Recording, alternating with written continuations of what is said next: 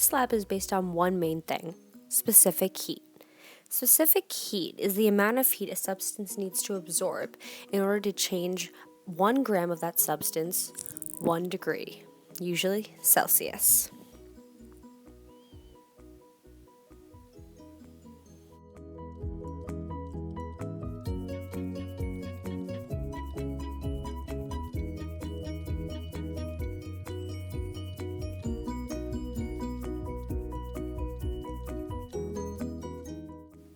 Specific heat can be found in every object. It's in metals, water, and paper. Everything has a specific heat because everything can change temperature.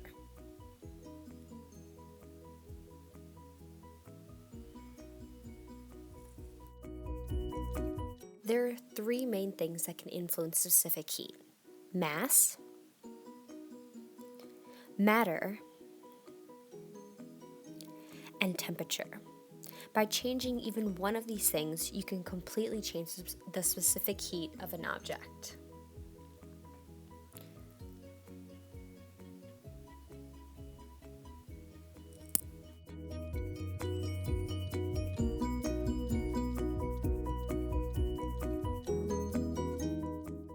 Understanding specific heat is crucial because specific heat is used in a variety of different jobs and is the main factor that determines the types of parts that go into our machines.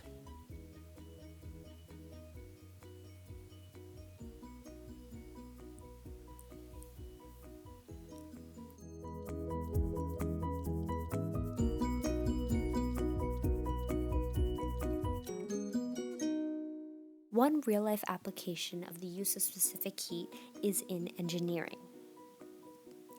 Mechanical parts expand and contract due to temperature changes. Engineers use specific heat to group these materials together so that they expand and contract at the same temperatures.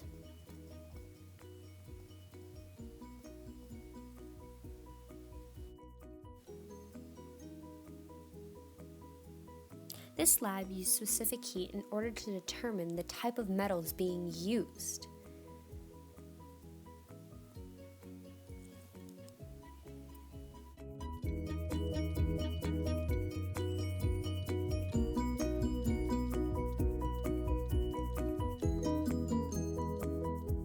The equation used to find specific heat was Q equals mc delta T, m being mass, C being specific heat, and T being temperature.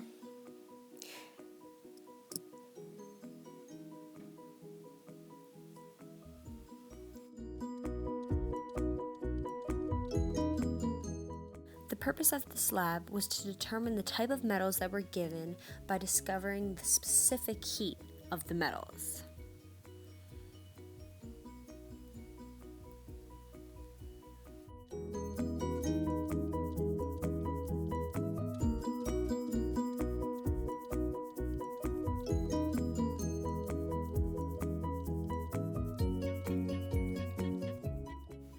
The dependent variable in this lab was the temperature of the metals after being placed in the water. The independent variables of this lab were the temperature of the water and the type of metals being used.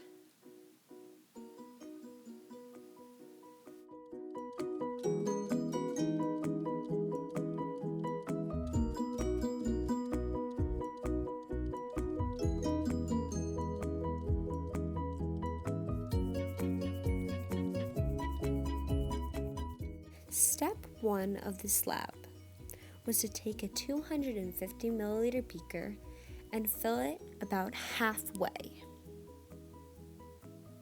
Then place this beaker on a heating plate. The heating plate was dialed to about 5.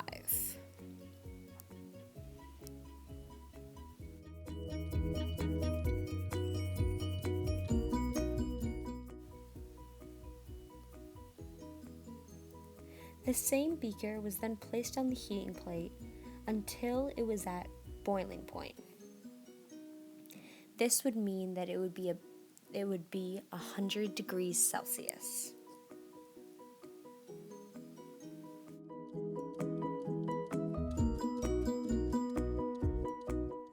Step 2. It was at this step that the lab group went to collect their metal samples. The group then recorded that one sample was a silver color, the other gold, and the last one copper. This data was recorded on a table.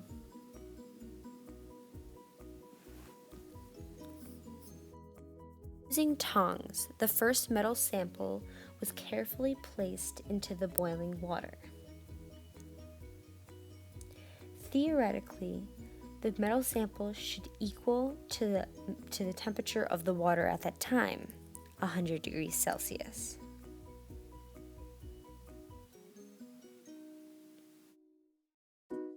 Step 3. Another beaker was filled about halfway with water. This beaker was placed on a scale and set to 0 so that only the water's mass would be weighed. Then a temperature probe was placed in the water that had just been poured. This water was to be about room temperature.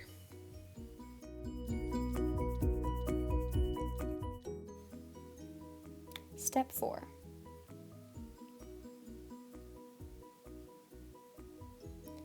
The metal had remained in the beaker on the hot plate boiling so that it could fully reach 100 degrees Celsius. Once it had reached that temperature, the metal was taken out of the beaker, carefully using tongs, yet quickly so that it would not be exposed to air for too long. It was then placed in the room temperature water.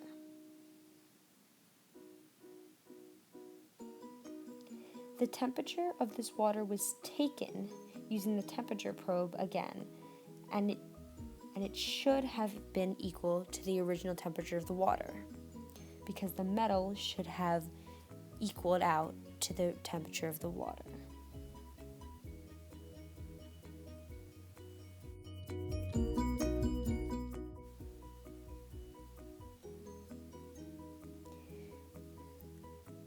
These steps were then repeated for the next 2 samples of metal.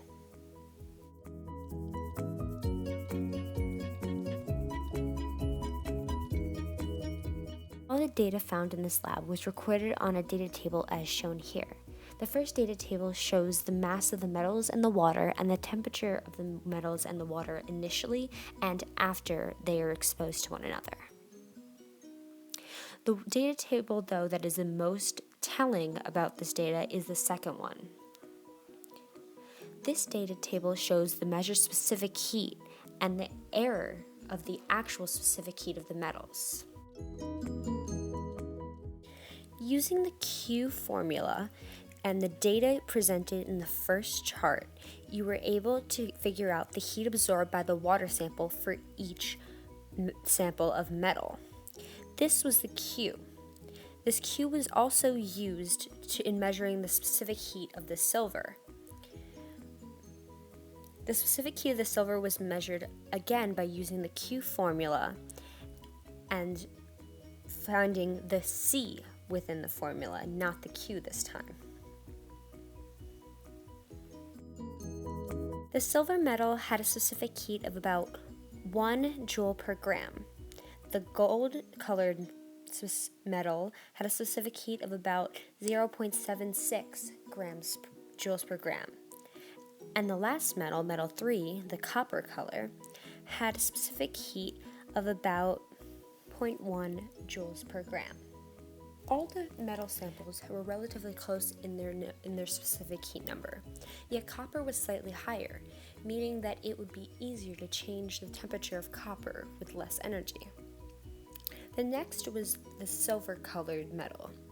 This was 1 joule per gram, which was slightly less than the copper, making it less likely to change temperature, but still very easy to change temperature.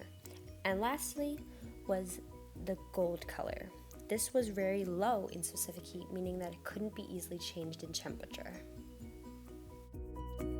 Though the procedure was followed correctly, it was inevitable that there would be some sort of error in calculating the specific heat of each metal. Each metal's specific heat was compared to the actual metal specific heat. The first metal, the silver-colored, was aluminum, whose specific heat was about 9.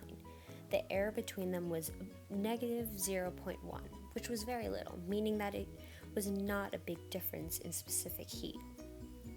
The next one was the gold specific heat.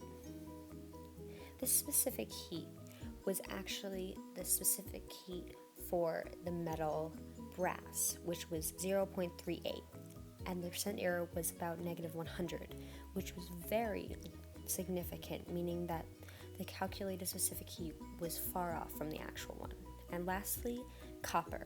Copper had calculated 1.1 as the specific heat when it was actually 3.83, making the error around 190, meaning that the calculated specific heat was way higher than the actual one.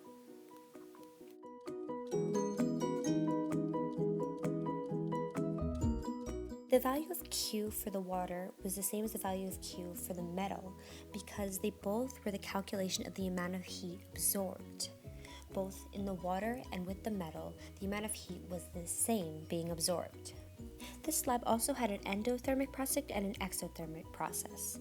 In the beginning, the endothermic process was when the metal was heating within the water because it was absorbing energy and the temperature was rising. The exothermic process was when it was placed in the cold room temperature water and the heat was being released. It's also important to remember the 3 things that affect specific heat.